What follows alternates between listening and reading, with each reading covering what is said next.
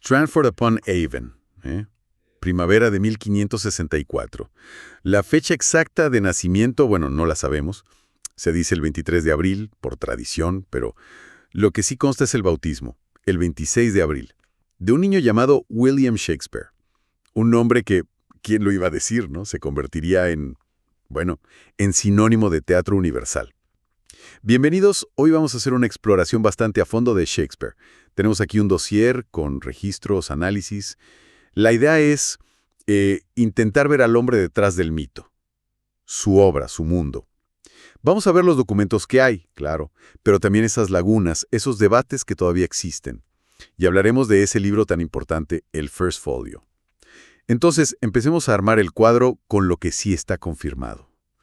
Porque aunque hay partes de su vida que son como borrosas, sí hay pilares sólidos, ¿verdad? Absolutamente. Y es importante entender de dónde viene esa información. Son sobre todo registros oficiales, actas de bautismo, de matrimonio, documentos legales, contratos de teatro.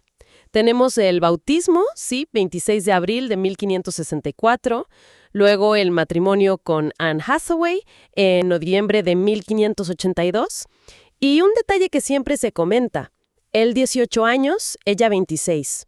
Una diferencia, pues, notable para la época. Sí, y además, esos papeles del matrimonio tienen su misterio.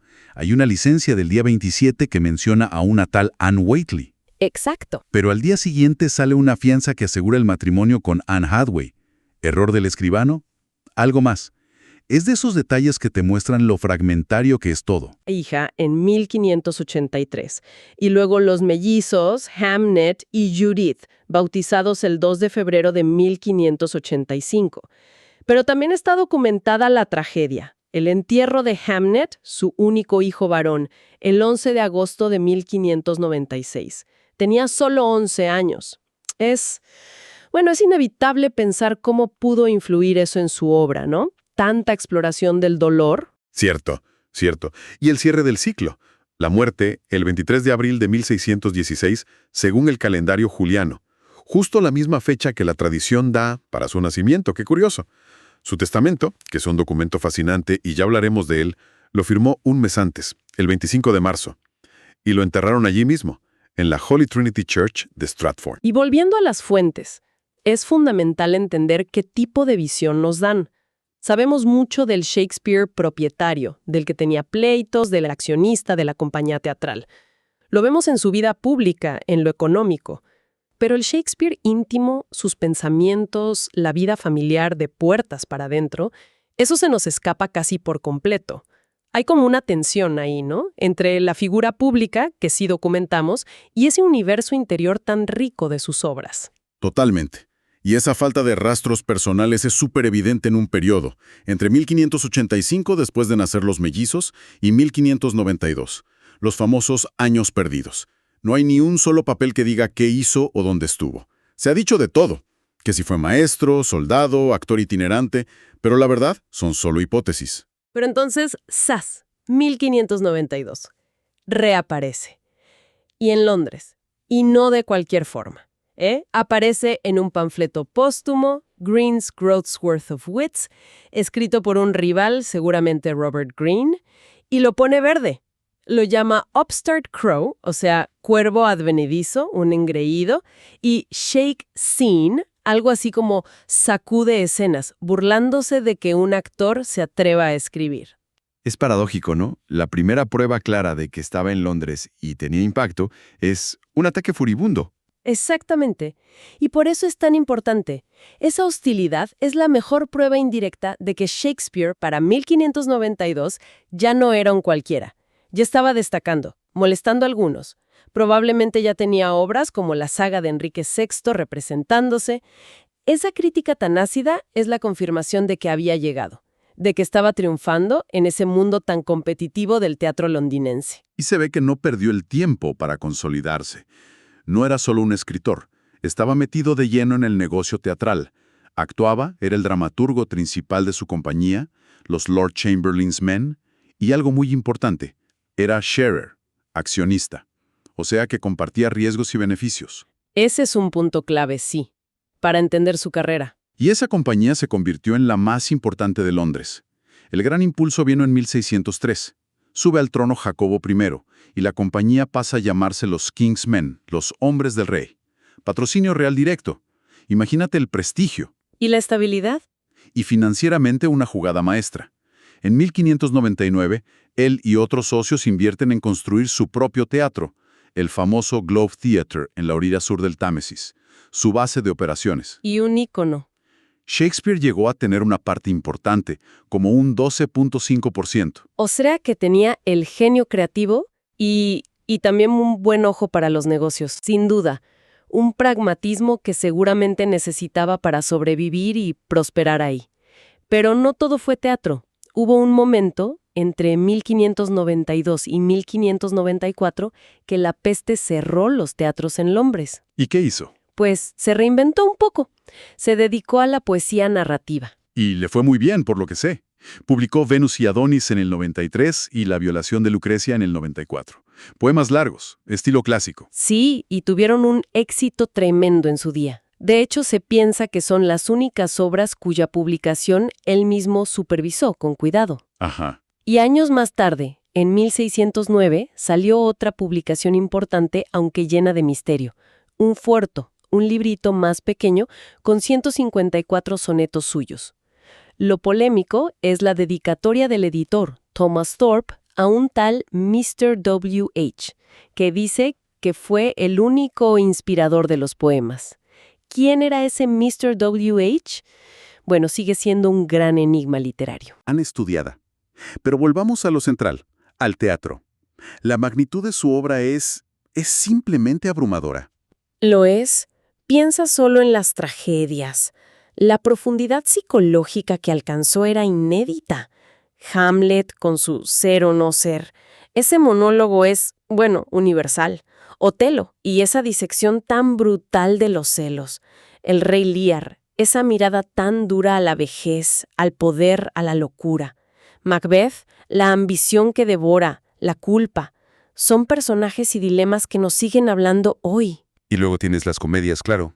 Sueño de una noche de verano, que es pura magia. Como gustéis, con esa frase genial, el mundo entero es un escenario y todos los hombres y mujeres meros actores. Noche de Reyes, los enredos de identidad, ese ingenio. Y no hay que olvidar las obras históricas, que dramatizaron el pasado inglés, sobre todo las guerras civiles, como Ricardo III o Enrique V. Y al final, esos romances tardíos, como La Tempestad. Mezclan drama, magia, reconciliación. Muchos la ven como una despedida del propio Shakespeare del teatro. Y todo esto, además, con un dominio increíble del verso blanco, el pentámetro yámbico sin rima. Lo convirtió en el lenguaje del gran drama inglés. Una producción enorme. Pero aquí surge una pregunta fundamental. ¿Cómo nos llegó todo esto? Él muere en 1616. Muchas obras circulaban en manuscritos para los actores o en ediciones cuarto que a veces eran poco fiables, incluso piratas. Pudo perderse mucho. Pudo, sí. Y casi pasa. Pero aquí la historia tiene un giro, gracias a dos amigos suyos, colegas actores de los King's Men, John Heminges y Henry Condell. 7 años después de morir Shakespeare, en 1623, publicaron una colección enorme. El First Folio. Exacto. El Mr. William Shakespeare's Comedies, Histories and Tragedies, que hoy llamamos el First Folio. Siempre se dice que es crucial. ¿Por qué es tan importante? Bueno, fíjate, este libro no solo juntó 36 de sus obras, creando un primer canon. Lo más increíble es que rescató del olvido 18 obras que nunca se habían impreso antes. 18. 18. ¿Cuáles, por ejemplo? Pues mira, hablamos de Macbeth, Noche de Reyes, Como gustéis, La Tempestad, Julio César, Antonio y Cleopatra. Sin ese esfuerzo de Heminges y Condell, simplemente no las tendríamos hoy. Imaginar la literatura, el teatro, sin esas obras es imposible. Fue un acto de preservación increíble. Quizá por amistad, pero también fue afirmar el valor de esas obras como literatura seria, no solo como guiones de usar y tirar. Es impresionante pensarlo. La mitad de Shakespeare, como quien dice, pendiendo de ese hilo. Tal cual, Y además, el folio las organizó por primera vez en las categorías que aún usamos: comedias, historias y tragedias. Definió básicamente cómo hemos leído y estudiado a Shakespeare estos 400 años. Ahora, una figura así tan central, tan canónica, pues genera debate. Y uno que siempre vuelve es el de la autoría. ¿De verdad escribió William Shakespeare de Stratford todas esas obras? Es la pregunta del millón para algunos. Han surgido teorías que proponen otros nombres: Francis Bacon, Christopher Marlowe, aunque Marlowe murió antes. Y una muy popular en algunos círculos: Edward de Vere, el conde de Oxford. Los argumentos suelen ir por el lado de la supuesta falta de educación de Shakespeare o el conocimiento tan detallado de la corte de Italia que se ve en las obras. Dicen que eso encajaría mejor con un aristócrata culto. Pero, ¿qué dice la evidencia histórica? ¿El consenso académico? Pues la realidad es que la gran mayoría de los académicos especialistas en Shakespeare apoyan la autoría del hombre de Stratford. Se basan en las pruebas documentales que sí existen: su nombre en las portadas de las ediciones de la época, testimonios de contemporáneos como el de Greene o los elogios de Ben Jonson, los registros de la compañía teatral, los documentos de negocios que lo vinculan al teatro. Frente a eso, las otras teorías necesitan suponer conspiraciones, identidades ocultas, y faltan pruebas documentales directas para sostenerlas. Es bueno saber que existe el debate, pero también dónde está el peso de la evidencia académica hoy por hoy. Entendido. Y más allá de quién escribió qué, hoy también hay discusiones sobre cómo interpretar su legado, ¿no? Relecturas desde la perspectiva actual. Sí, y eso es natural. Pasa con cualquier figura histórica o literaria importante. Instituciones como el Shakespeare Birthplace Trust, por ejemplo, están debatiendo cómo presentar su obra hoy, en el siglo XXI. A veces se habla de decolonizar la interpretación, es decir, analizar cómo las obras reflejaban o perpetuaban ideas de su tiempo sobre raza, género, poder, y cómo leerlas críticamente hoy. Como toda reinterpretación, genera polémica, pero es parte de mantener la obra viva, de interrogarla desde nuestro presente. Claro. Y volviendo a los documentos más personales, como el testamento, hay detalles que siguen dando que hablar. La famosa segunda mejor cama que le deja a su esposa, Anne Hathaway. La segunda mejor cama. Es increíble la cantidad de tinta que ha corrido por esa frase. La cláusula existe, está ahí. ¿Qué significa? Pues sigue el debate. Hay quien lo ve como un desprecio final. Otros dicen que no, que la mejor cama era casi un mueble de lujo, parte de la herencia principal para la hija, Susana, y que la segunda mejor cama sería la cama matrimonial, la de uso diario, y dejarla a la viuda era hasta costumbre. No hay acuerdo. Quizá esa ambigüedad dice más de nosotros proyectando ideas actuales al pasado. Otro detalle curioso es el epitafio en su tumba, que suena casi a maldición. Es que lo es. Muy directo. Buen amigo, por Jesús, abstente de cavar el polvo aquí encerrado. Bendito sea el hombre que respete estas piedras y maldito el que remueva mis huesos. Es bastante explícito. Quizá refleja miedos de la época a que movieran los restos, algo que pasaba. Y luego está la pregunta sobre Anne. ¿Se quedó siempre en Stratford mientras él estaba en Londres? Es la idea tradicional, pero hay investigaciones recientes que sugieren que pudo pasar temporadas con él en la ciudad. Otro punto donde la falta de datos alimenta la especulación. Entonces, al final de este recorrido, ¿con qué nos quedamos? ¿Intentamos ver al hombre detrás del mito? Y lo que emerge es una figura hecha de fragmentos. Registros de vida, negocios, pleitos y, claro, el reflejo en esa obra literaria inmensa. Vemos a un hombre de su tiempo, pragmático, buen negociante teatral que hizo fortuna.